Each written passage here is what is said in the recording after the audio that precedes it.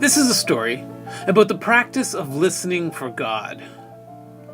I want all of you to meet Eli. Hello? He was a very old man who served God as a priest for many, many years.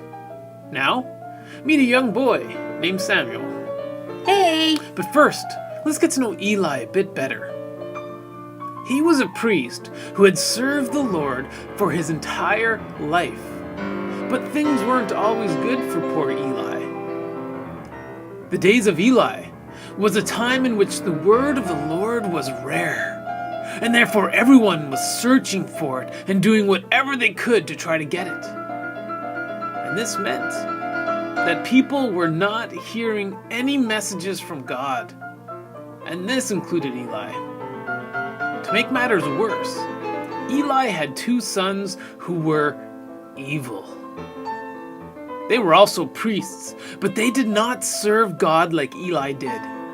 His two sons, named Hophni and Phinehas, they would steal the offerings that people brought to God. This would be like someone taking money from the offering plate in church.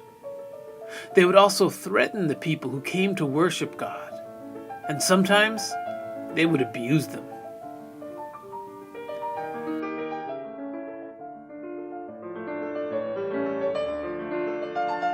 Eli was a man of great sorrow because he wasn't hearing from God and his two sons were evil.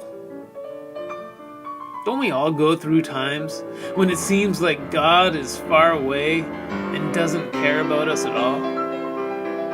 These times are so common that there's actually a name given for this time of life, and it's called the dark night of the soul. The dark night of the soul are those times when you find no pleasure in God. No matter how much you pray or read the Bible, God never seems to get closer. You feel like you are all alone. This was poor Eli, and I'm sure we can all relate to his situation. But there was also Samuel. Samuel was just a young boy, and he was given to Eli when he was very young.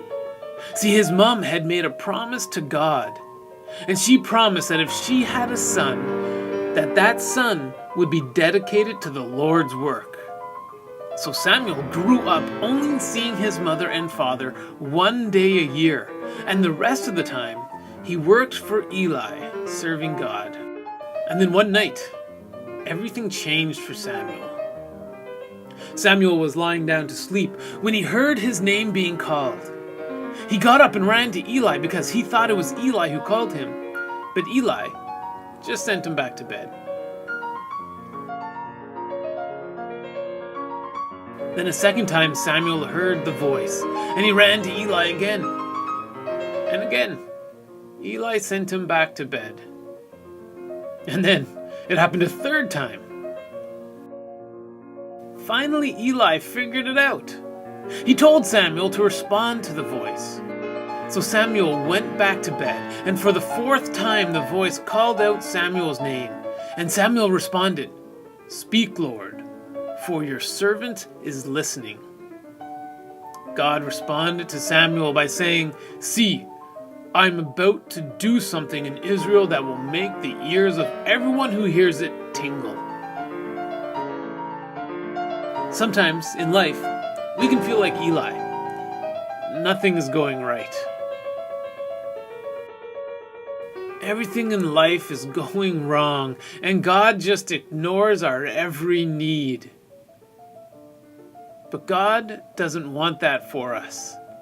God wants us to be like Samuel, who hears the voice of God.